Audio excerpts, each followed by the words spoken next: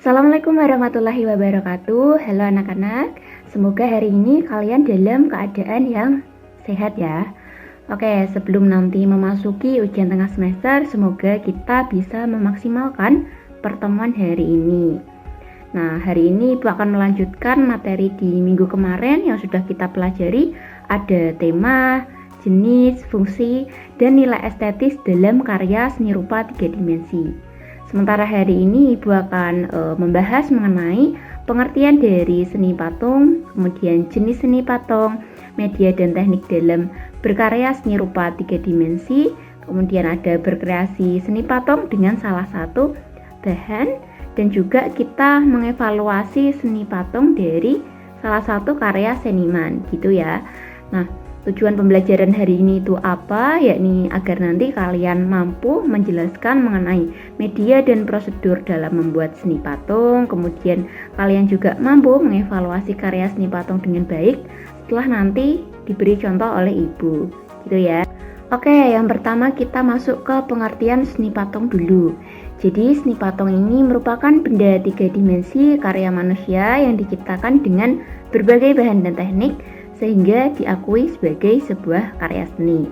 Nah, patung ini pada zaman dulu digunakan untuk kepentingan keagamaan, digunakan dalam ritual keagamaan atau sebagai sarana dalam seseorang itu beragama gitu ya, dalam menyembah Tuhan gitu. Nah, contohnya itu seperti yang kalian lihat pada gambar di kiri itu ada patung Dewa Siwa. Itu merupakan salah satu contoh dari patung untuk keagamaan, tujuannya untuk keagamaan. Kemudian ada juga di era sekarang ini karena perkembangannya, patung itu digunakan sebagai sebuah media ekspresi diri, sebuah cara seniman dalam mengungkapkan apa yang ada dalam dirinya gitu ya. Contohnya itu di sebelah kanan ada karya yang berjudul Born and Freedom, itu karya dari Heri Dono. Heri Dono itu salah satu seniman juga yang terkenal dengan karya-karya patung kontemporernya. Hasil patungnya itu seakan-akan seperti makhluk mitologi gitu ya, menggabungkan antara makhluk-makhluk di masa lalu kemudian digabungkan dengan teknologi di era sekarang. Kan itu menjadi sebuah karya yang sangat menarik. Kalau tadi kita sudah mengerti mengenai pengertian dari seni patung, selanjutnya ada jenis seni patung.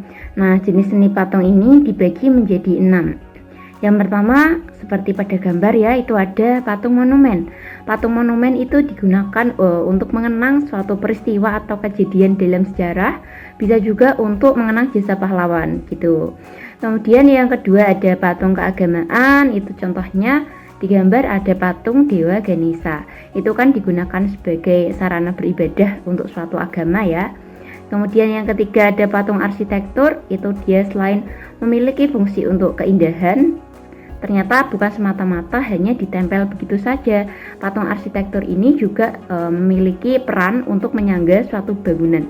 Jadi dia memiliki kekuatan tersendiri, bisa menjadi fondasi gitu ya. Jadi dia tidak hanya sekedar hiasan pada bangunan saja. Kemudian ada patung dekorasi. Nah, patung dekorasi sesuai dengan namanya kan digunakan untuk mendekor, mempercantik, memperindah. Jadi patung dekorasi ini biasanya kita jumpai di taman-taman. Kemudian ada patung seni. Kalau patung seni itu kaitannya dengan fungsi murni. Jadi patung seni itu fungsi untuk keindahan, memiliki fungsi murni untuk keindahan. Contohnya patung yang dipamerkan gitu kan. Kemudian ada kerajinan. Kalau kerajinan itu diproduksi dalam jumlah yang banyak biasanya, kemudian dapat diperjualbelikan secara bebas gitu ya. Dia konsumtif sifatnya.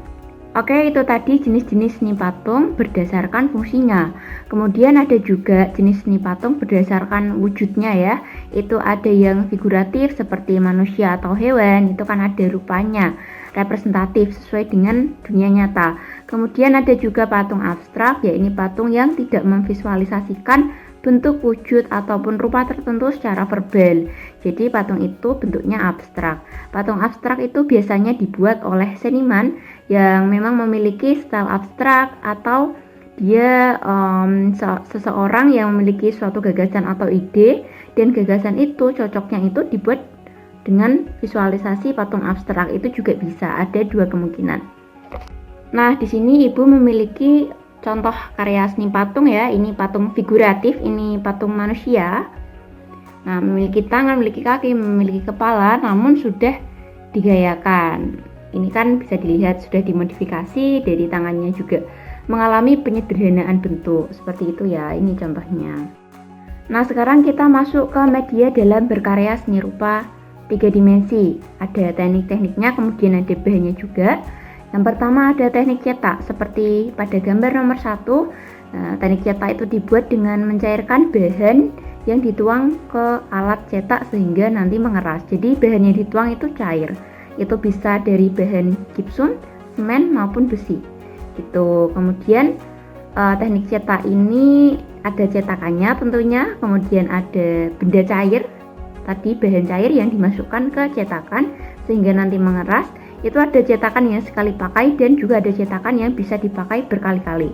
Kemudian ada teknik modeling, yaitu membentuk dengan cara memijit dan meremas. Bahannya bisa dari tanah liat, bubur kertas, kemudian lilin. Contohnya itu gambar nomor 2 ya. Dia kan dibentuk menggunakan tangan gitu secara manual. Jadi dia harus menggunakan bahan lunak. Lalu ada teknik pahat atau ukir, yaitu memahat, menggores, menoreh, kemudian membentuk pola pada permukaan benda. Alat yang diperlukan itu tatah, biasanya untuk mengukir. Kemudian yang diukir itu bahannya harus keras, yakni ada kayu dan juga ada batu. Contohnya seperti nomor 3, itu merupakan kayu yang dipahat gitu.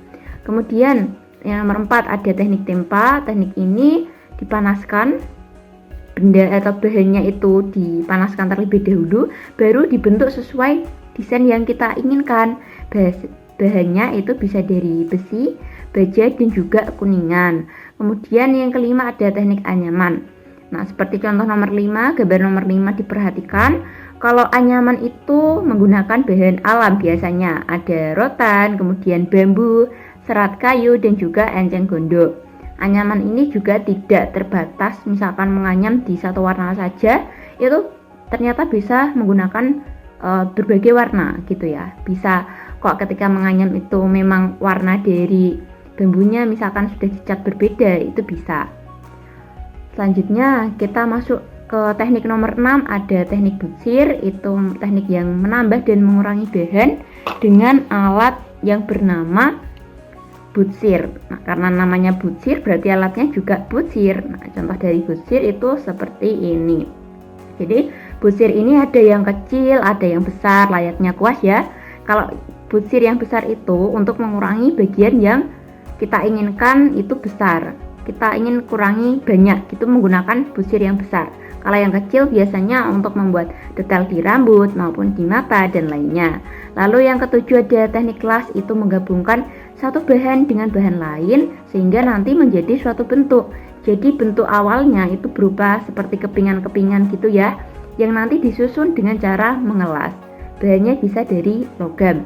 Sekarang kita masuk ke dalam berkreasi seni patung dengan menggunakan bahan gips atau gipsum.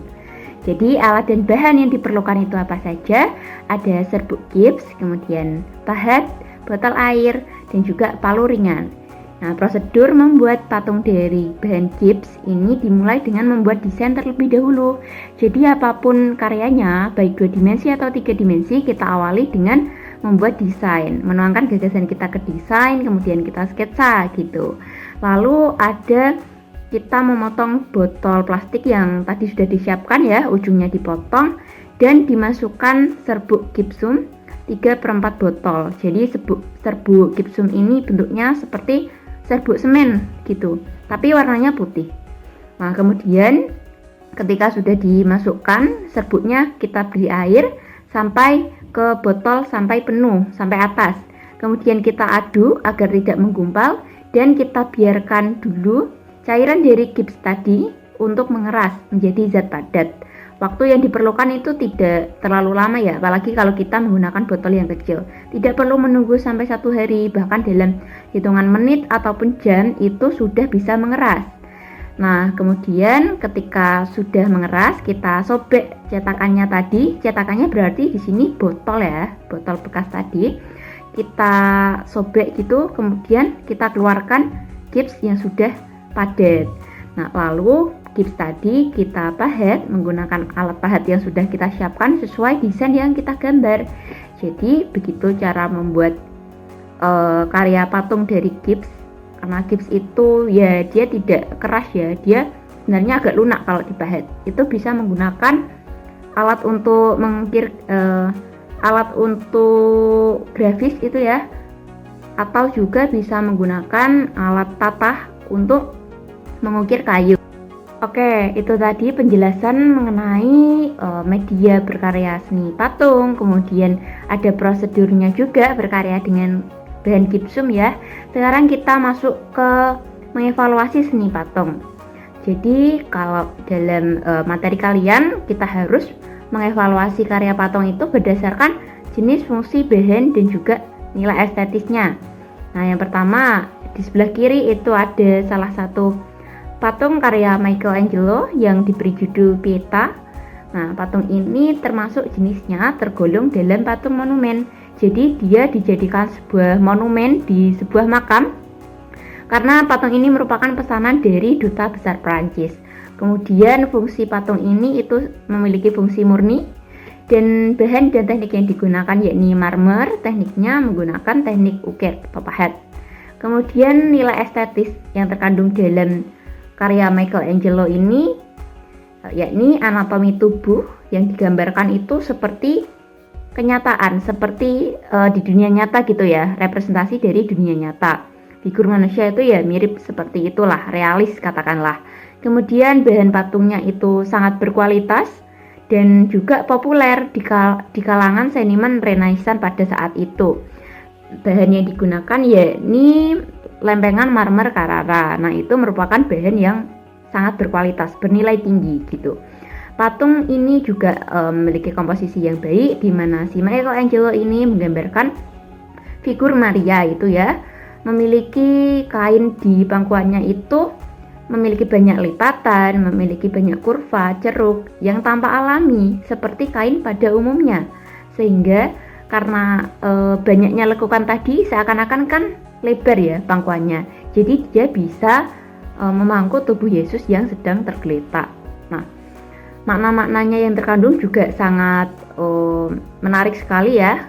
Kemudian ketika kita mengevaluasinya, yang paling bawah ini merupakan penilaian atau evaluasi. Jadi karya Michelangelo ini begitu menarik dari segi perwujudannya, kemudian bahan yang digunakan tadi berkualitas, makna dan sejarah dari pembuatan patung itu, cerita di balik patung ini juga sangat menarik karena populer juga di masanya. Saat Yesus itu selesai disalib gitu ya, kemudian dia tidak berdaya, kemudian dipangku di Bunda Maria kan gitu. Kemudian tapi ketika kita melihat patungnya, ketika kita meninjau lagi, ternyata proporsi tubuh Maria ini begitu besar sehingga ketika diibaratkan si patung ini kok berdiri, dia akan nampak lebih besar daripada putranya sendiri, yakni Yesus dalam hal ini. Gitu. Mungkin itu contoh evaluasi seni patung karya Michelangelo dari Ibu. Kemudian mungkin selanjutnya kalian juga boleh mencoba mengevaluasi sendiri ya salah satu karya patung monumen di Semarang. Nah, ini nanti kalau kalian mau mengidentifikasi boleh dijawab di komentar. Mulai kalau kalian menjawab jenisnya atau fungsinya saja, atau mau menjawab nilai estetisnya saja, itu boleh, atau menjawab semuanya, itu juga boleh. Namun hal ini tidak bersifat wajib, sunnah ya. Jadi kalau nanti kalian mau melakukan menjawab ya baik, berarti dapat nilai plus gitu kan. Tapi kalau tidak menjawab juga tidak apa-apa, boleh saja, tidak ada syarat untuk presensi gitu. Oke, mungkin itu saja yang dapat Ibu sampaikan. Semoga nanti UTS-nya lancar dan materinya bisa dipelajari dengan baik. Mohon maaf apabila ada salah kata. Semoga kalian bisa memahami ya. Kalau ada pertanyaan nanti ditaruh di komentar saja. Terima kasih. Wassalamualaikum warahmatullahi wabarakatuh. Semangat belajar.